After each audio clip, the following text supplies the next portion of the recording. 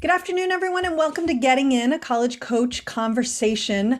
I feel like I have not been here in forever. I had to hand off hosting responsibilities that I would normally do recently because I had a couple of conflicts, but I'm back and I'm excited to be back. And it is solidly mid November, which means that for many of you out there, you've already submitted a number of your applications and now you are playing the really fun waiting game. And this year, because my son is a senior, I am also playing the waiting game. And it's less fun than I thought it was. I never did really think it was fun, but now I can really appreciate that it's really not that fun. Today, we are actually going to be talking to those seniors maybe who haven't gotten started. So we have some thoughts for you around essays and also maybe around gap years if you're feeling particularly not excited about going through the college process right now. But before we talk about either of those things, we're going to talk about loan servicers. And joining me is my colleague, Stacy McFeeters, who's a former financial aid officer at Emerson, at Elms. She did consulting at Mount Holyoke, and she was also a VP of Education, Finance, and Student Loans at JP Morgan Chase, which makes her particularly well suited to discuss this topic with us today. Hi, Stacy. Hi, Beth. Hey, thanks for having me. Absolutely. And I should probably also note that Stacy also has a child who is a senior and so is also currently playing the waiting game. That's right. It's fun stuff. All right. So, Stacy, we're talking today about loan servicers. So, why don't we start with the most obvious question? Yep. What is a loan servicer? Great question. So for student loan borrowers, the process is a little different than borrowing from, say, your typical bank. Very often, when you borrow a federal student loan or even a private student loan, you'll find that you're borrowing from one entity, and it's very likely you will repay a second entity. So let's say, for example, you borrow from the federal program through the United States Department of Education. They're actually not going to collect on that loan. They're actually going to contract with an outside agency entity, a student loan servicer, who is actually going to ultimately be responsible for your loan repayment and collection. Sometimes they are identified as a federal student loan servicer. Sometimes they are referred to as their existing name, but ultimately do business as a federal loan servicer.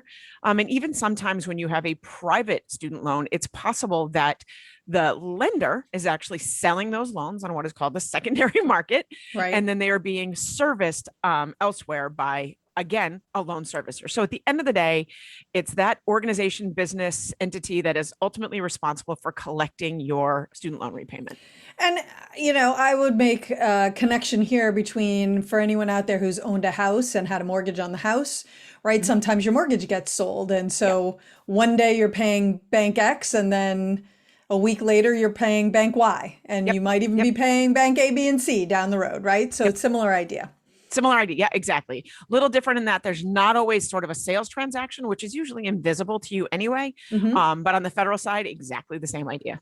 Okay, awesome. So as a borrower, why is it important for me to know who my loan servicer is? I mean, I think it's pretty obvious, but hey, let's throw it out there. Yeah, so, I'm going to answer this in a couple different ways. The end of the day, you need to know who to pay your loans to. Right. But there's a particularly important reason this year that we're having this conversation. And this is a conversation for us that will be ongoing. So hopefully folks will stay with us. But for most folks who have borrowed a federal student loan or federal student loans under many of the federal programs, you haven't had to repay your loan since March 2019.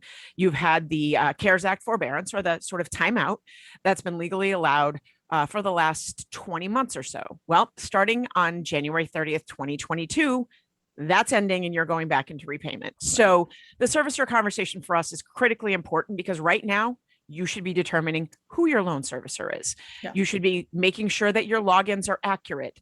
For those who've never been in repayment, you've got some work to do. You got to figure out who these folks are. And then my other little sort of needly detail that I want folks to know about is we have several major servicers exiting the federal student loan servicing business, and your loans will ultimately be serviced by someone else. So the reason we're having this conversation now, in December, in November, and preparing for December and January, is because you want to kind of get on top of what's happening now to be ready for what's about to happen ultimately in December and January when you start getting communications from your servicers. Got it. So Where do you find out? How do you find out who your servicer is? Yeah, great question. So I think the first and easiest way is obviously take a look at your documentation that you're getting in the mail. So what does that mean? Read your mail. Um, I will Don't just admit, toss it in recycling. no. And if you think it's a solicitation, take a quick look. If you're Mhm. seeing something from, an entity you've never heard of and you think it's a loan solicitation, take a look at it. I am absolutely guilty of this. I don't read every piece of mail. So between mail and email, absolutely take a look to see what you're getting. Servicers have started to communicate. They started communicating this month to kind of get people ready to go. So you need to definitely start there. The other thing is, if none of that is happening and you're not seeing that happen, you should have a federal student aid ID or an FSA ID. And you can use that FSA ID that you used to sign your FAFSA for the last several years to track all of your student loan information. So if you go to the FSA.gov website, you can actually track down all of your federal loan information. Awesome. Okay. So I know that we are going to be talking about this in a future podcast, the whole CARES Act coming to an end. That's going to be airing, just for our listeners' sake. That's going to air around December 23rd. And then, of course, it will be available in perpetuity. But what are anything that we should cover today? You mentioned that a lot of the servicers are getting out of the servicer market. I think I asked you this a couple weeks ago. Yep. Why? What's going on that's causing them to do that? So there's a lot of things at play. And I'm sure some of them are not of any interest to folks. But the reality is the federal servicers have been contracted for a number of years. So the federal government goes out, identifies servicers, they're contracted for a number of years, and then they serve their responsibility.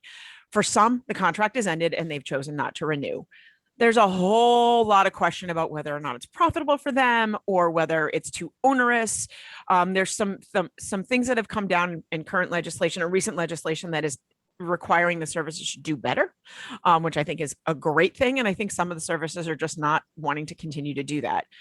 Many of them are clearly going to continue in the private loan space. So it doesn't mean when you hear something like AES FIA, which has been one of the largest loan servicers, is leaving the federal space, they're definitely staying in the private space. Right. Navient is another that folks will be really surprised to hear is leaving the government space. They are the former Sallie Mae servicer.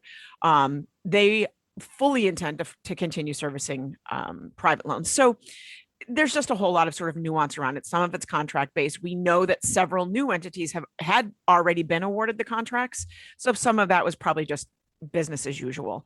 But it is something to keep track of. And as you kind of get ready for what's to come, again, we're going to talk about this more as we get closer. We don't want to put the cart too far before the horse. But it's a good idea to start getting a sense of what this is.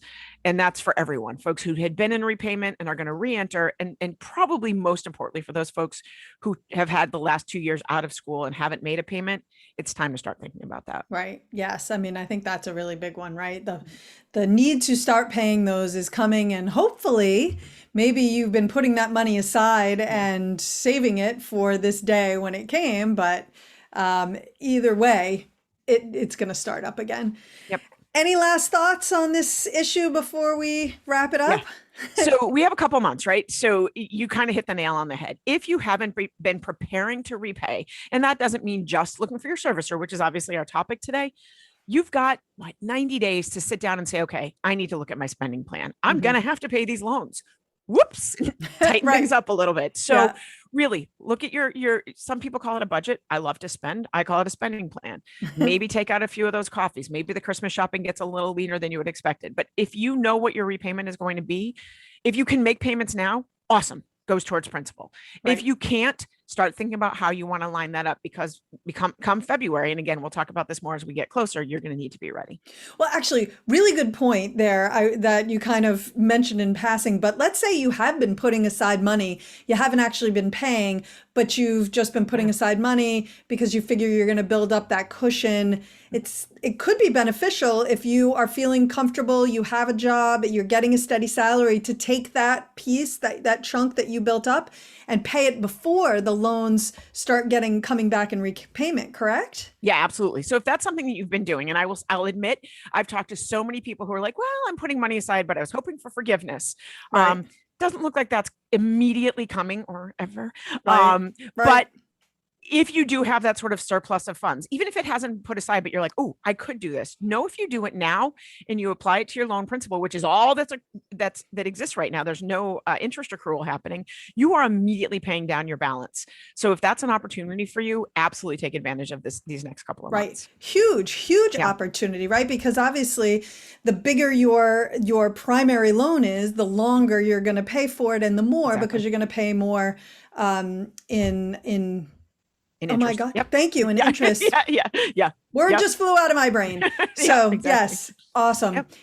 Stacey, thank you so much for joining us to talk about this today. Always appreciate it. Always nice to see you. We are going to talk again in December. Yeah, actually, literally, I believe like a month from today, and then it's going to air on the 23rd. So if our listeners, if you guys are interested in learning more, well, you're going to want to tune back and keep listening to the podcast in the future. Absolutely. All Thanks right. so much for having me. Absolutely. All right. We're going to take a quick break. And when we come back, we're going to be talking about how to get started. So if you're a senior and you have not submitted any applications, haven't even thought about it, we have some tips for you on getting started on your essay. So don't go away.